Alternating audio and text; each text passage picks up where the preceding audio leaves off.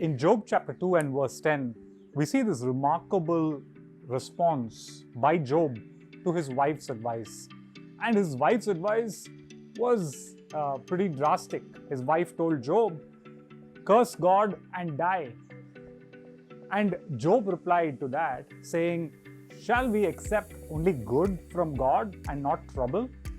That was a remarkable response, because when Job uses the word trouble there, he wasn't explaining the impact of a traffic jam, trouble caused by a traffic jam. He wasn't talking about trouble because of a missed opportunity or an appraisal that didn't go well. The trouble that Job spoke about there was trouble with a capital T and in bold. The trouble involved him tragically losing all his children. The trouble involved him losing all his wealth. The trouble involved losing his health. He lost his position, he lost his family, he lost his wealth, and he lost his status. And in that midst of this cocktail of emotions, Job says this, "Shall we accept only good from God and not trouble?"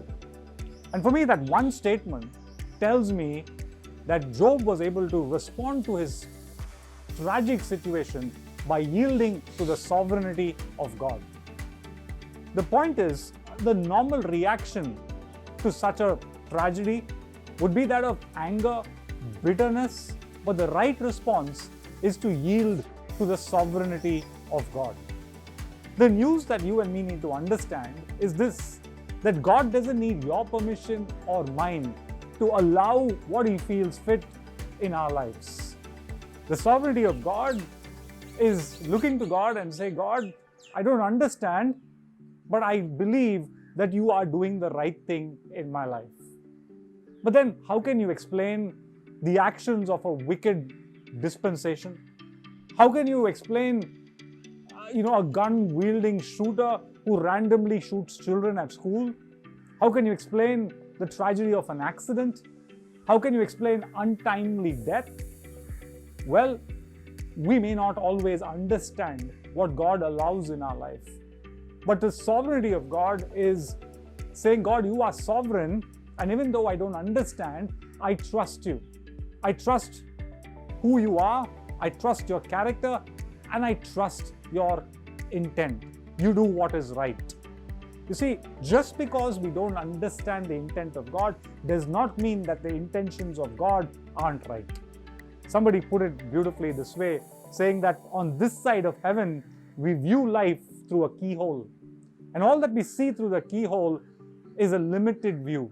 But when you get to heaven, you'll actually understand all that God allowed, because then you'd have a panoramic view of what God allowed in our life. The author of our life allows events in our life.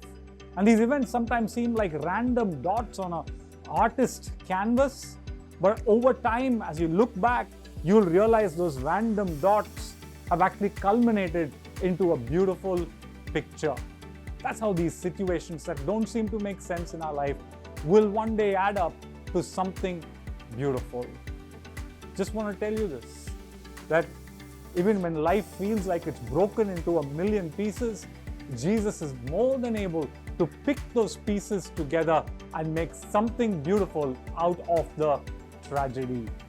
So I don't know where you are in life, but the message for you and me today is to accept the sovereignty of God by saying, "God, I don't understand what you've allowed in my life, but I know whom I have believed." Thank you for watching Word in Brief. I would encourage you to share this video. I would also encourage you to subscribe to my YouTube channel.